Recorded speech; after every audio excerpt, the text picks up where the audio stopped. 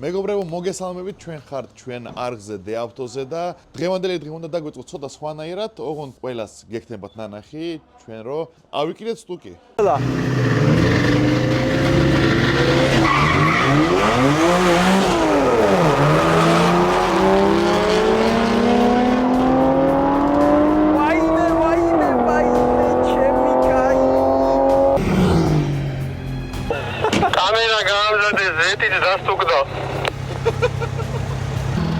ეს რა ხმა, ჩემი და. რა ხმა?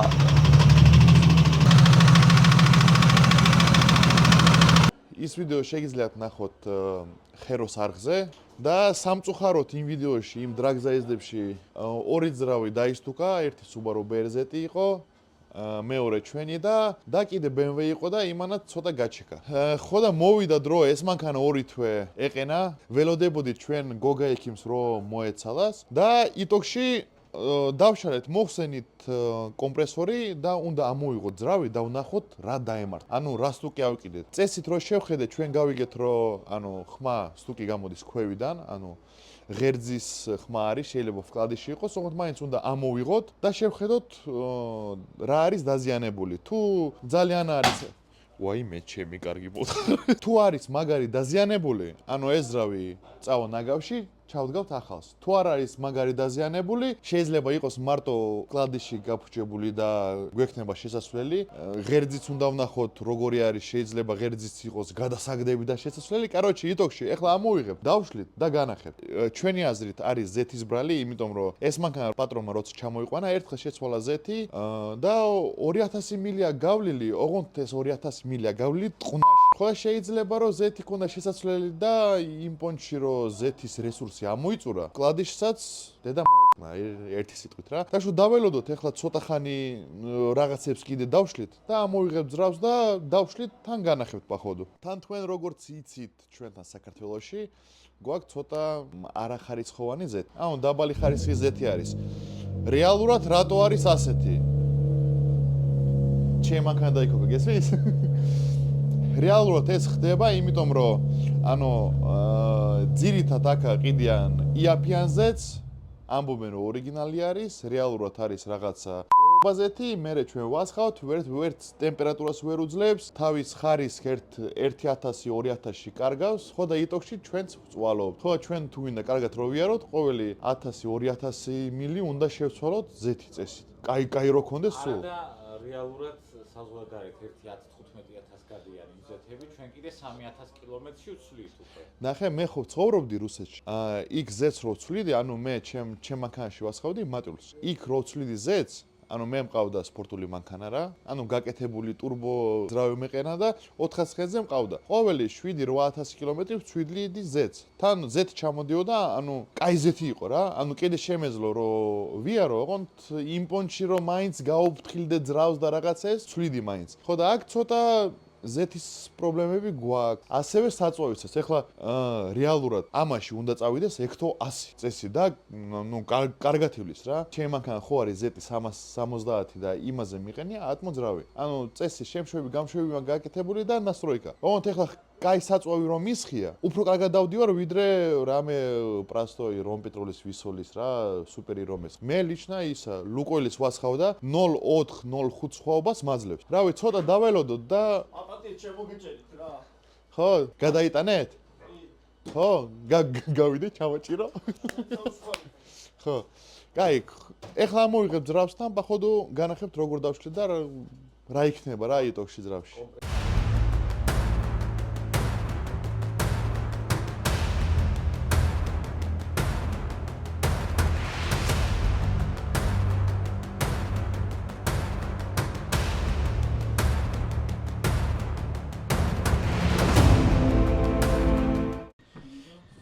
ჩვენ ამოვიღეთ ძრავი, დავკიდეთ, ეხლა დავიწყებთ ნელ-ნელა დაშლას. კარტერს მოხსნით და ჩავიხედებით რა.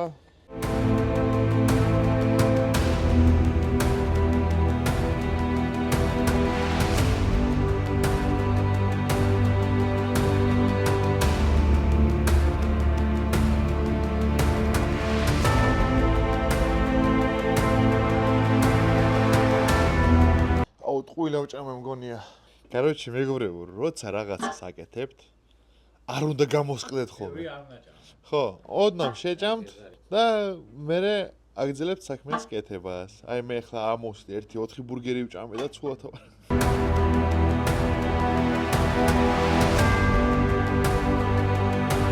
აი ხლა ნახე, ჩვენ ხო მოხსნით ბუგელებს, ვკლადიშებს ხო ვნახავთ? აი მე ვფიქრობ რომ პირდაპირ მეხუთე კლავიში უნდა მოხსნას. მეხუთე. მეექვსე არა? არ დანახე რა სუფთაა რა ყველაფერი. რამდენი აქ გარბენი ამძრავს? ამძრავს აქ გარბენი 40000 39000 მილი. 40000 მილი აქ გარბენი ამძრავს. ანუ წესით ეზრავი თავისუფლად უძლებს კომპრესორს რა. ჩემი პროგნოზი იქნება ვაფშე იქნება იდეალური ყველაფერი. კლავიშები? აბა რისის თუ კი იყო? რაღაცა იჯდაში. არა, ეგრე არ მოდის. და აი და დამოტყუ. გაჩვენო შენი პრობლემა? ჰა? აბა თუ დაინახა. შემახედეთ მე შემახედეთ მე გამატარეთ. მე ვნახავ რა შეიძლება პრობლემა. აბა თუ გამოიცნოთ სად არის პრობლემა. გამინათი კარგად. აჰა, მეტი რაღა გაგინათო. თვალნათ ლუჩა. ვერაფერი? 1 წუთი. ედა მო. რა, აბა გითხარი. კაი. კაი, რა შეიძლება პრობლემა? აი ამ შატუნს შეხედე როგორ არის წელში მოხრილი. გაღუნული როა? შატუნია გაღუნული, აბა ჩანათე. მეტი რაღა. ანუ მესამე შატუნი დაიღუნა. რამ დაღუნა? ხო, მეც დავინახე ხო და რამ დაღუნა? აი კონტაქტი სადაა ყურე, რო გაიღუნა შატუნი, ხო დამოკლდასავით, დამოკლდა კიდევაც და აი ამაზე აქვს ისა რა, ნახახუნები და კაკრას მაგის ხმა იყო სავარაუდოდ. მაგის ხმა იყო. ანუ წესით პოშის ეთყობა რომ ნახახუნები არა, იქ ქვემოთ რო დააკვირდე პოშის ნახე. პოშინის ძირში როგორ არის კონტაქტი? რავი მეგობრებო, თქვენ ვერ დაინახავთ. ოღონდ მაგის ხმა აქვს რა. ამერი შეიძლება თავად. ჩვენ რო გვეგონა რო ვკლადიში იყო? არა, კლავიშებიც უნდა ვნახოთ ახლა ვიდეოში. არა, ნუ ხო ბარემ გახსნილი არის და უნდა ჩავიხედოთ. Короче, დაღუნული შატუნი გვაქვს. ვკლადიში უეჭველი მესამე ცილინდრის შესვლელი იქნება. ნახავთ რა, აი ხა დაუყები ბოლოდან, მე-6-დან მოვყვები და ხო და ბარემ მეგობრებო ვკლადიშებს თუ თვლით, ბარემ ყველა უნდა შეიცვალოს, ხო? წესი დარიგით ასე ხდება, ხო? რა თქმა უნდა. ჩემი აზრით, ესეთ მდგომარეობაში ყოფით ზრავის ღერძი, არ მგონია რომ იდეალურ მდგომარეობაში იყოს. კაკ მინიმუმ ამისი ღერძი უნდა გასწორდეს რა, შემოწდეს, ბალანსზე გასწორდეს და მას მერე შეიძლება სხვა რაღაცა მანიპულაციების გაკეთება. ეს მდგომარეობაში რომ ეხლა უცებ შატუნი ამოიღო და გალოკა მოხდა შატუნი ამოიღო, ღერძია შემოწმო. იმაგას რამ დაღუნაო და შატუნს? რამ დაღუნა და ზაჟიანის კუთხე რო აქვს მოჭიმული 30 გრადუსზე ტურბინიან ძრავზე, ეგ მაგა. აჰა. ანუ ნასტროიკის თემა არის, ხო? დეტონაციები რო ქონდა და ისა? დეტონაციაც ქონდა ამ ძრავს და იმის შეცვლის მერე, შკივის შეცვლის მერე აუცილებლად ჭირდებოდა ჩასწორება. რაც ვერ მოესწრო და შედეგიც ახლა. აბა თქვენი კომენტარი? ჩემი კომენტარი იქნება, რომ სავარაუდოდ ძრავი შეიძლება და ისევ ძველი ქარხნული რა კითხში რა სკივის მოყვება, ისევ იმ სკივზე ფიქრობ, რომ გავაკეთო.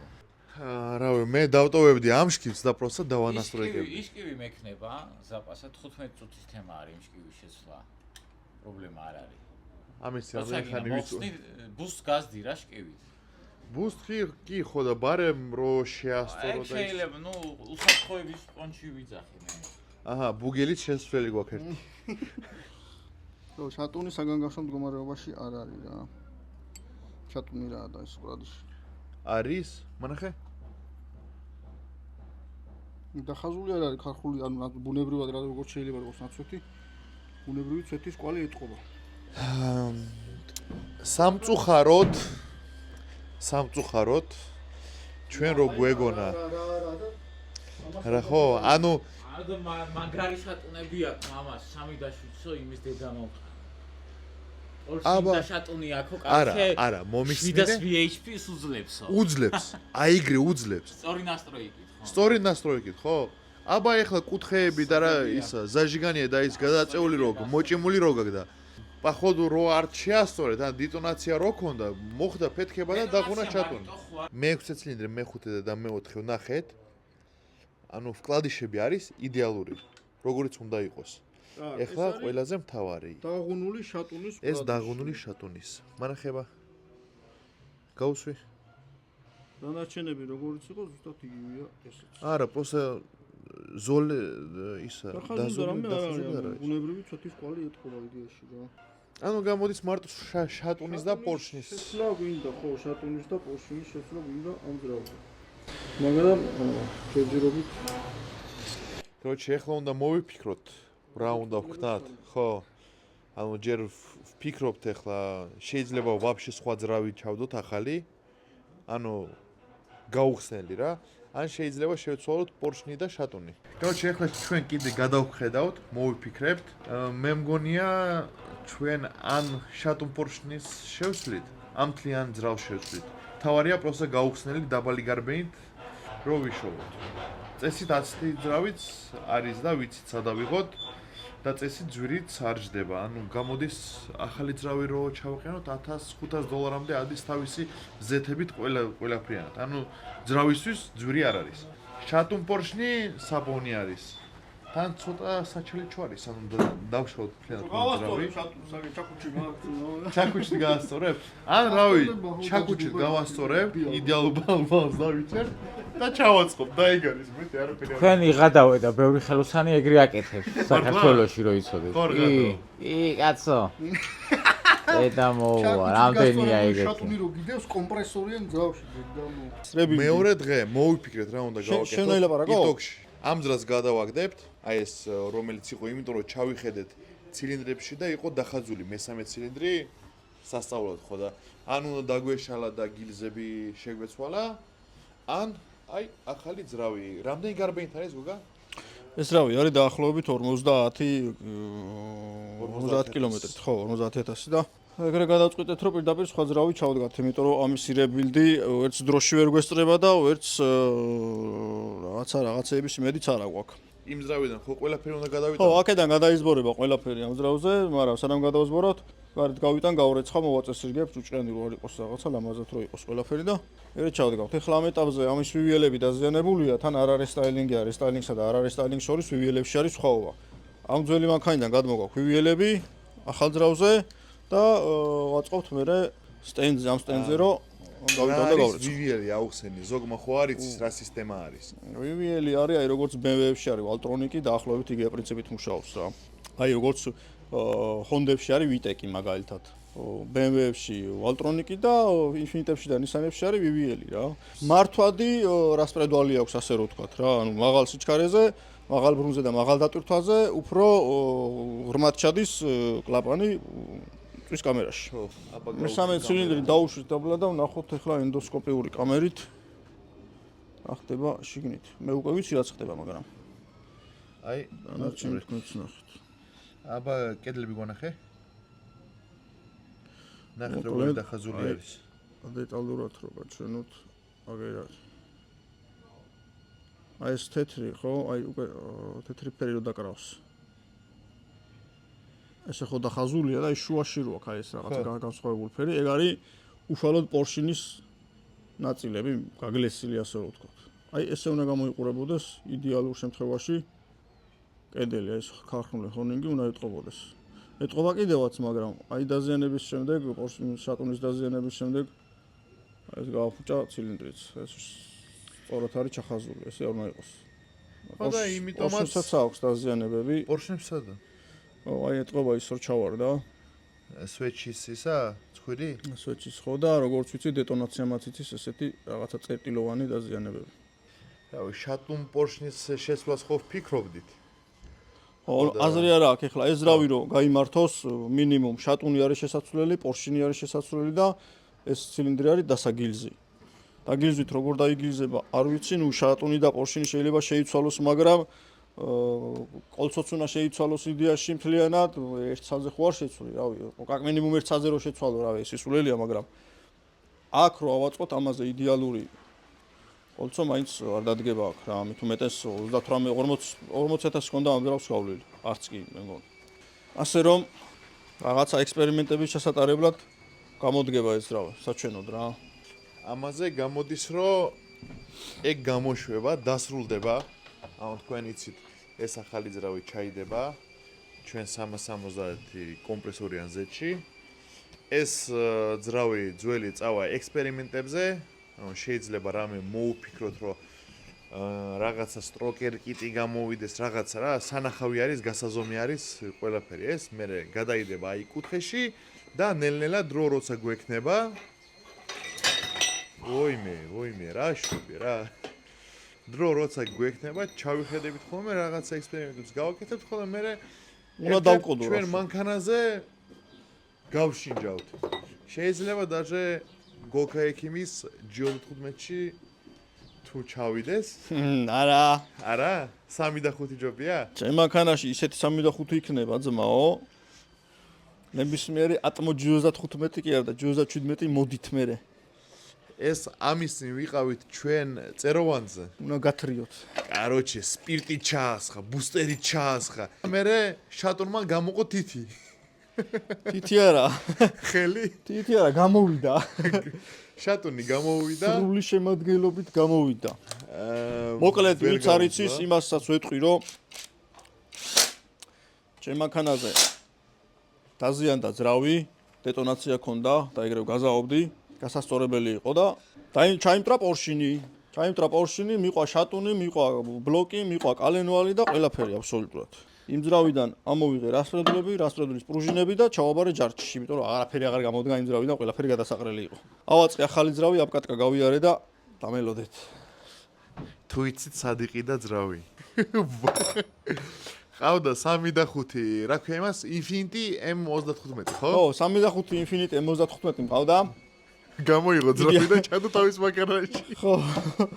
ამოვიღე და ჩავდგი ჩემ მანქანაში და იმ Infinity-ში ჩავდგი 2 და 5 ფუგას ძრავი, რო ყიდიდი და განდაკეთებია რა და რაღაცეები რო იძახდნენ, ჩავდგი მუშაობს იდეალურად. რავი, ტოქში ველოდებით გამოსვლას, გოგა თავის მანქანას გაზომავს. თავარია G35 დრაგისთვის მოვამზადოთ, ჩემი 370 Z დრაგისთვის მოვამზადოთ. 4 მაისს არის, ხო? ზუსტი თარიღი არ ვიცი, მაგრამ მაისში რო იწყება, მეც ეგრე მახსოვდა. მაისში იქნება დრაგი, ჩვენ გამოვალ და წავაგებთ. გამოვა რაღაცა სტროკერი და ხო, გამოვა რაღაცა სტროკერი, კომპაქტი, კაი მსუბუქი. თან არ ვიცი, ძალიან მსუბუქები ხო არიან ისა კომპაქტები. ხო. როგორ ეჭიდებიან მითხარი. როგორ საქმეც მაგაშია, რომ ის არ ბუქსაობს და შებუქსაო. კაროჩე, დრაგზეც რო გავალ და წავაგებთ, ამასაც განახებთ მე. რავი, ახლა რეალურად თუ მოეჭიდე, კაი დროში გავალ. აი გვერდზე გარაჟია, ყენია 370 Z.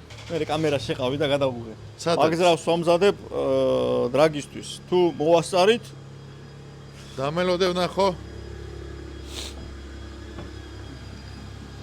აი დგას Z დამალული. ის მანქანას ემზადება დრაგისთვის, ოღონდ იმაში ალაგია, რასპრედულებიც ალაგია. გამშვები aftermarket-ისა, კაროჩე, ფული აქ ჩადებული, დახვია ებოლში. ჩემში მაგ ჩადებული რამდენი გოგა? $1000? ლარნახევარი. შემშვები ჩვენი აწყობილი, გამშვები ჩვენი აწყობილი, ჩინური კოლექტორები ჩამოვიტანე, ხო? $500 დამიჯდა. ახალი ძრავი. ჩავდებით ამ მანქანაში. იქოქება დადის, ცოტა რაღაც კალიბრაციები გჭირდება, VVL-ების კალიბრაცია გვინდა და ეს შკივი ამის წინ რო შევცვალეთ, ხო გახსოვთ, გამოშვება იყო.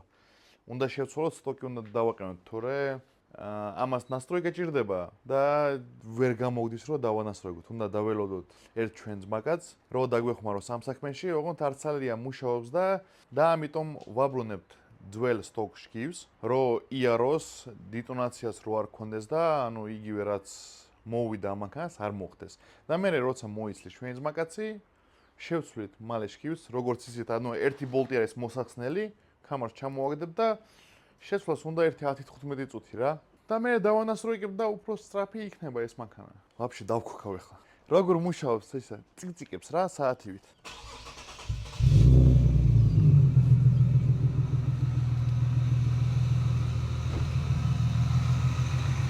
აჰა, ძრავიც მუშაობს. არაფერი არ გაკუნობს. ამას თქვენ როგორც გაიგონეთ, აქ რაღაცა შკივის ხმა, ოღონდ შკივის ხმა რეალურად არ არის თვითონ კომპრესორის ხმა, იმიტომ რომ ხმამოვრიანი არის. შიგნით იცვლება ხოლმე ზეთი, ხო და ზეთი უნდა გამოვიწეროთ და ამაში შიგნით შევცვალოთ ზეთი. როგორ იცვლება ჯერდაჟე აზზე არა ვარ. რავი, შენ იცი როგორ იცვლება? კი. ანუ ზევიდან თუ ქვევიდან უნდა ჩამოასხა? აი, ბოლტები აქ. ამ ბოლტებიდან? ერთი არის შუპი, მეორე არის ჩასასხმელი და ქვემოდან სლივი აქვს, საიდანაც ჩამოდის ზეთი ჩამოვიდა. всё, 1 ლიტრა ჩარჩა. ანუ ვიტოქში გამოვიდა, მანქანა გამართული არის. კალიბრაციას გავაკეთებ დღეს. რავი, შკივსაც დღეს შევცვლით და როგორც იარა 9 წამში 100-200 იგივე სივლის რა. ჩვენ კი გვინდა რომ იაროს 8-ში, დაბალ 8-ში. ოღონდ 0.5 ბარზე ასე ვერ ივლის. ანუ თან მანქანა ცოტა მძიმე არის, მძიმე კომპლექტაცია არის. აი, ჩემი ზეთი არის base ვერსია. ეს არის Touring, ხო? Touring ვერსია არის და ამას უკანა კამერა გაგრილებით, სიდენეები აქვს, მონიტორები, ჩემს არაფერი არ აქვს, მარტო მეხანიკა და კონდიციონერი. всё. ხო და ჩემი მანქანა არის ამაზე მსუბუქი 180 კილო. 80 კილო, მაშინ რა ვწუნეთ? 80 კილოთი მსუბუქი არის. 80 კილო ერთი წამი არის. ერთი კაცი რა. ნუ ხო, ერთი კაცი რა, ერთი წამი არის. გეუბნები, ეს კომპრესორი ჩემ მანქანაზე უნდა ეყენოს. აქ არ უნდა. ჩემ მანქანაზე დადგება, იქნება მაგარი ტყნელი მანქანა. 8 წამში ვივლი. ვობშე მიტოქში, მორჩა. ეს მანქანა მზად არის. всё. აბა წადი, იცხოვრე. ამაზე დავასრულოთ ჩვენ ვიდეოს და დაგიბრუნდებით, როდის დაგიბრუნდებით. მალე. ჩვენ გვექნება შემდეგ ვიდეოში მაგარი ბრძოლა. Honda Fit და Aqua ან Prius C. ნუ ერთი ჩორტი არის რა. აი ეს იქნება ყველაზე ნაღდი ბრძოლა. რომელი მანქანა იქნება უფრო სწრაფი, უფრო კაი და ვაფშე ორივე მანქანა კაი არის. ოღონდ ჩვენ ვნახავთ რომელი უფრო სწრაფი არის რა. და ამაზე ჩვენ ვასრულებთ ჩვენ ვიდეოს და ლაიკეთ, დაწერეთ კომენტარი, უეჭველი გამოწერეთ ჩვენი არხი. და შემდეგში დაგიბრუნდებით მაგარი კაი ვიდეოებით. აბა, კარგად იყავით.